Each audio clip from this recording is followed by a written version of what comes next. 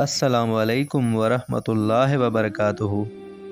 حضرت ابوبکر صدیق رضی اللہ عنہ اہل سنت انبیاء کے علاوہ تمام دنیا کے آدمیوں سے افضل ہیں، اور ان کا جنتی ہونا یقینی ہے کہ خود حضور اقدس صلی اللہ علیہ وسلم نے ان کو جنتی ہونے کی بشارت دی، بلکہ جنتیوں کی ایک جماعت کا سردار بتایا، اور جنت کے سب دروازوں سے ان کی پکار اور بلاوے کی خوشخبری دی، اور یہ بھی فرمایا کہ میری امت میں سب سے پہلے ابو بکر جنت میں داخل ہوں گے۔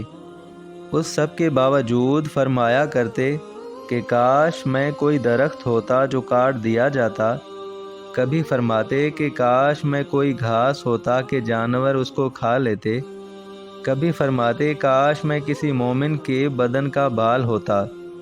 ایک مرتبہ ایک باغ میں تشریف لے گئے اور ایک جانور کو بیٹھا ہوا دیکھ کر ٹھنڈا سانس بھرا اور فرمایا کہ تو کس قدر لطف میں ہے کہ کھاتا ہے، پیتا ہے، درختوں کے سائے میں پھرتا ہے، اور آخرت میں تجھ پر کوئی حساب کتاب بھی نہیں۔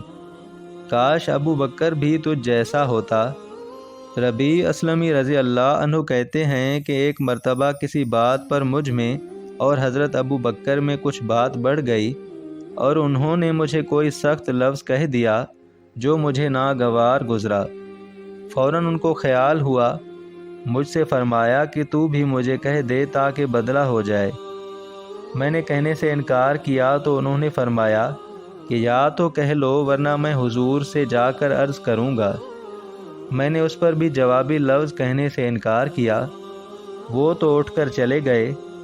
بنو اسلم کے کچھ لوگ آئے اور کہنے لگے کہ یہ اچھی بات ہے کہ خود ہی تو زیادتی کی اور خود ہی الٹا حضور صلی اللہ علیہ وسلم سے شکایت کریں گے۔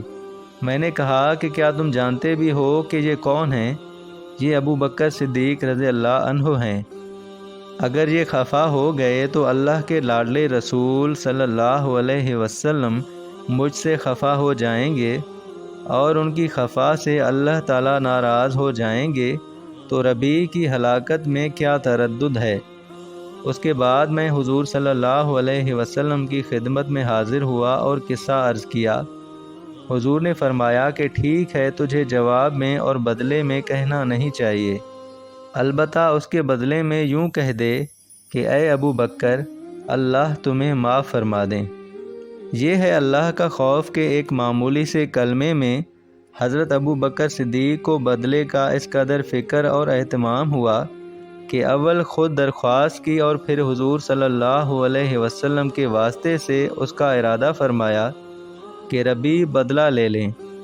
آج ہم سینکڑوں باتیں ایک دوسرے کو کہہ دیتے ہیں، اس کا خیال بھی نہیں ہوتا کہ اس کا آخرت میں بدلہ بھی لیا جائے گا یا حساب کتاب بھی ہوگا۔